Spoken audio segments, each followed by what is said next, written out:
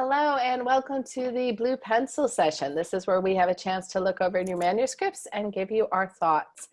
Today's a little different because we had a chance to look over a blog post, which I enjoyed because it was a different kind of thing, so different than a manuscript page. And this one is by Marianne, and she is doing a blog post where she starts us off talking about her brand new book, A Forged Affair, which is just out. So be sure to check that out. And one of the things that I really liked is sort of that the blog post is sort of showing the wide range of complexities and things that are in your novel. And I know that, Marianne's writing that seesaw between having a book that's, has moments that's light, that it's a fun read, but is also tackling a lot of issues. And that was my only question, is if we had maybe a little bit too much of those issues. And I say this as someone who doesn't blog regularly, but for me, this felt like, if it is in fact a blog article, it felt really long.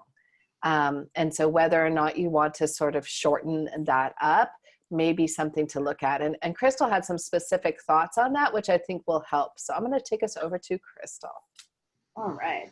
So yeah, agreed that there's a lot of topics to tackle here. So, and it's interesting to have an article that's really focused on kind of social issues, but you lead right in with your book. So one thing that kind of jumped out was you had a really great section that was talking about how every human is unique and every human has body image issues, especially in a world increasingly overrun with airbrushed and overstyled images of perfect human bodies. So that there's a section there that I really felt would have been a fantastic opening for the article. So like, draw people in, you're gonna establish what your issue that you're tackling is and just make that super clear up front, and then kind of weave in some stuff about how you struggled as a writer with your characters and wanting to make sure you are representing different things and sort of the character's own struggle with some of these issues as well, so that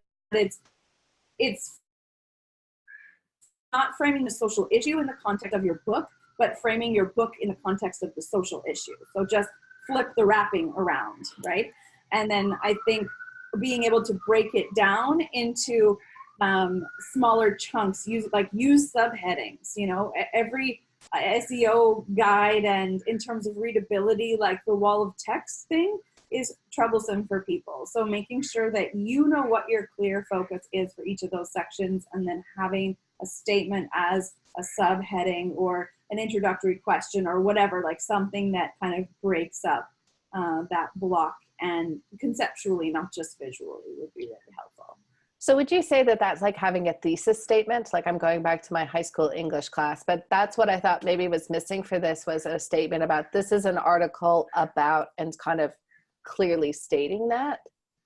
Yes. So I'm going to take us over to Donna, because I'm kind of curious, Donna, you obviously read and write a lot of articles for Medium. If you had any sort of specific suggestions for this piece.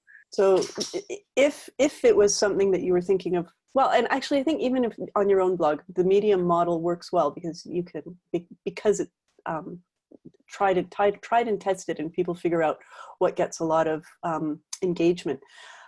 What I would say is the same as what Crystal and Eileen said around too many focuses, or no focus, I guess. It was just, there are too many questions. So one thing that I notice in the really popular stories is finding a question. And this was something that I was struck by, is how many questions were in here that don't get answered. So you're having the reader think about them, but we've probably thought about most of those questions, but we haven't come to any conclusions ourselves.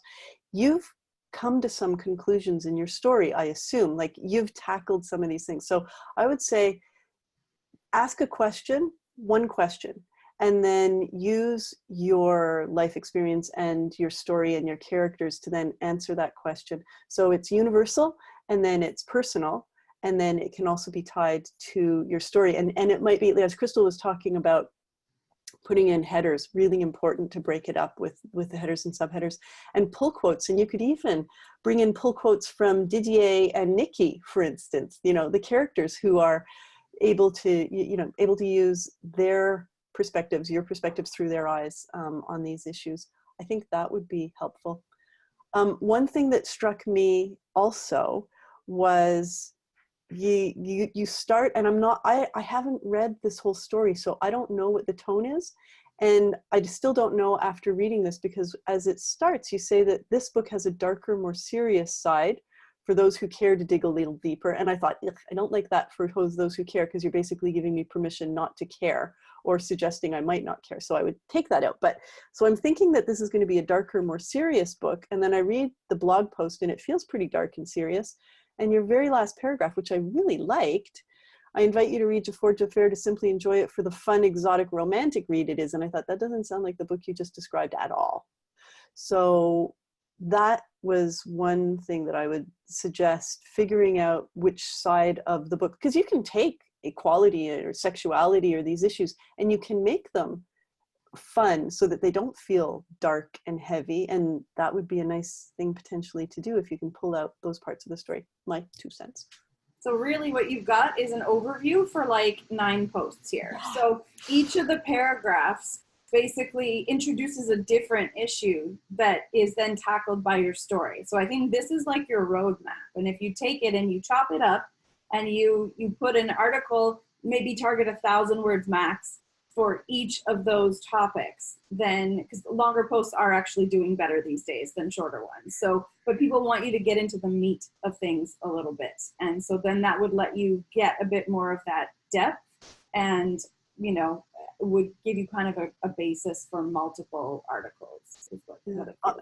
On Medium, I think it's around a 5 to 6 minute read. And I don't know how many words that is, because I just don't know, but you can figure that out really easily just by dropping the copy and it'll tell you how many minutes it is. But that seems to be a sweet spot, 5 to 6 minutes.